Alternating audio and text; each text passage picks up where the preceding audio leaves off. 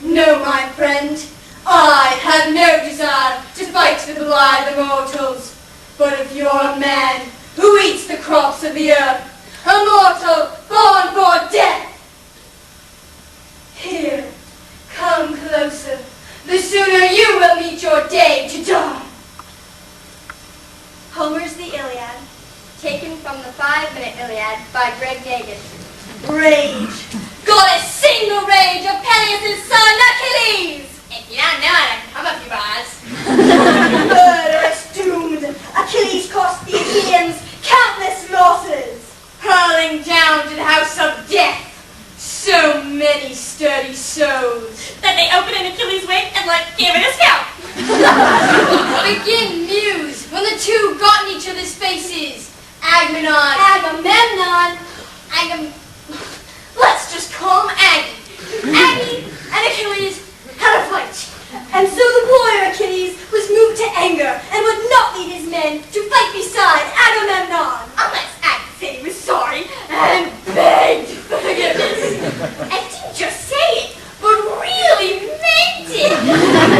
But that old man, that Agamemnon was proud and would not say he was sorry. Because he wasn't. And why should he apologize anyway? Wasn't he general? Didn't anyone know how hard it was to be general? Did anyone care about his feelings? And so, while the Achaeans laid siege to Troy, that impenetrable city, whose walls rose from the plain like something really tall and flat, rising out of something really broad and flat. Combat sat around on their ships, bided their time, and without Achilles' help, Aggie's force was weak, and Troy beheld this. And Hector, noble Hector, valiant Hector, saw this too and thought, "Wahoo!" Out came the Trojans, led by mighty Hector, out of their walled city, out against Aggie, and they proceeded to crush the opposition. How many Achaeans fell at that time? How many stout heroes did the valiant Trojan arms dispatch? What? For example, Gingivitis, son of Halitus.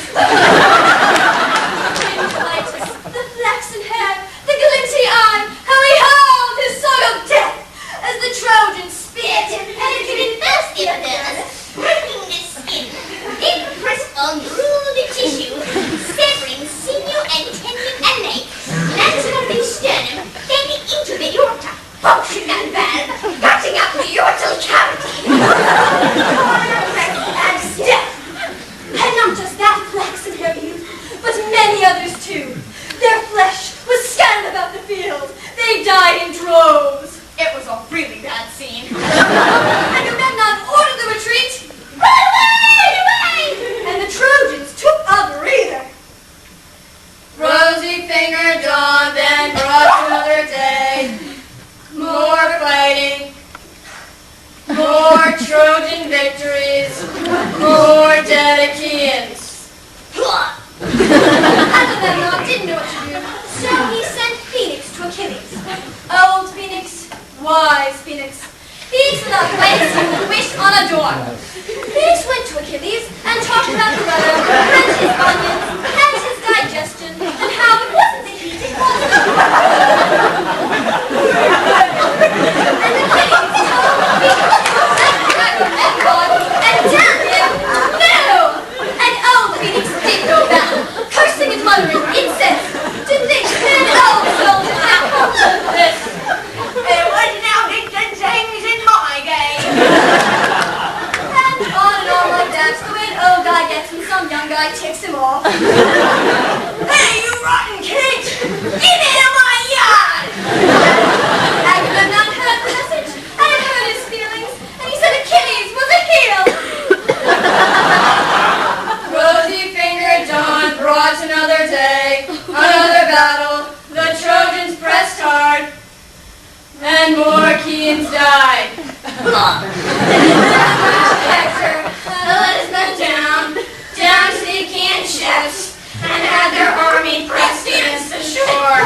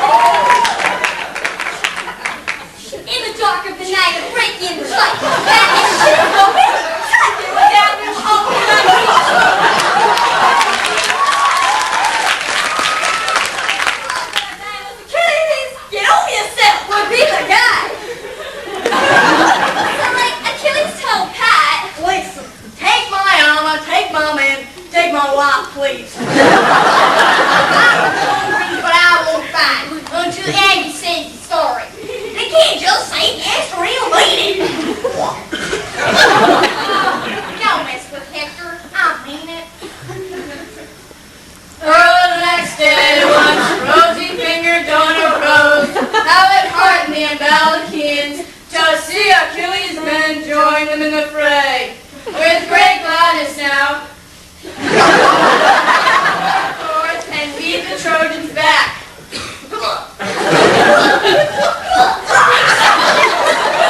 Little bitty pieces that make nasty squishing noises when you step on them. So you try not to step on them. Couldn't help it. You were everywhere. An expensive Trojan, and I will hear I need caviar, clumps of hair and bristle, and bony crabs and flesh, and splinted bone and pools of blood. Brave Patroclus, Patroclus, whom Achilles loved, was killing Trojans left and right. Right and left. He forged the trail of death through the Trojan ranks until he saw Hector and remembered Achilles' words. Don't mess with Hector. I mean it. Patroclus, great-hearted Patroclus, in his fury forsook the warning from his beloved friend and threw his spear at Hector. And Hector saw him there, saw Patroclus standing in Achilles' armor, and therefore thought he was Achilles. Hector, he's a man, he can do it. Now I did. Hector took up his spear and Killed Patroclus. one spear, one corpse. And he took the armor off of Patroclus and wore it himself. At the end of the day, they gave Achilles the news. His friend had been slain at Hector's hand. He didn't take it well. He had loved Patroclus, and he would avenge him. Achilles didn't even wait for rosy figured dawn, but he put on his armor. Not his good armor, which he had given to Patroclus, which had caused his own misunderstanding in the first place. But his other armor, the spare set, which he always brought in case of an emergency. And out he went and threw himself against the Trojan lists. Such was the wrath of Achilles, such his rage, such his fury, that he sliced through the Trojan ranks. Like something really hot and sharp Do something really soft. Assassin of his friend, Hector, Prince of Troy. Achilles' eyes flashed with thunder. He roared out lightning rage. I swear to Zeus out. Here, to avenge my beloved friend. Oh, you should not spare to Zeus your friend, not so near your end. That rhymes. The lion Hector loosed his spear. It whistled over the bloody field. High it flew. Undaunted Hector flew again, aimed a second spear. Achilles crouched, prepared to dodge, And here it comes! He leaps! no good. Now stands unspeared. He draws his sword, but Achilles holds his spear aloft, eyes afire, taking aim. But wait! Behold! Ain't that my armor? Achilles knew his armor well. He knew he couldn't pierce a target. And so as Hector came towards him, he aimed for the neck and threw!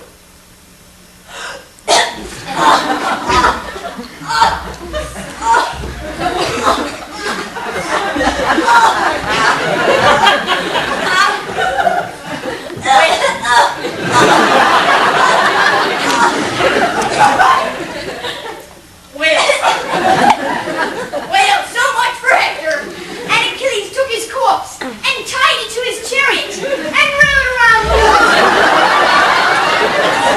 I did donuts. Achilles, now you've defeated the Trojans and killed Hector,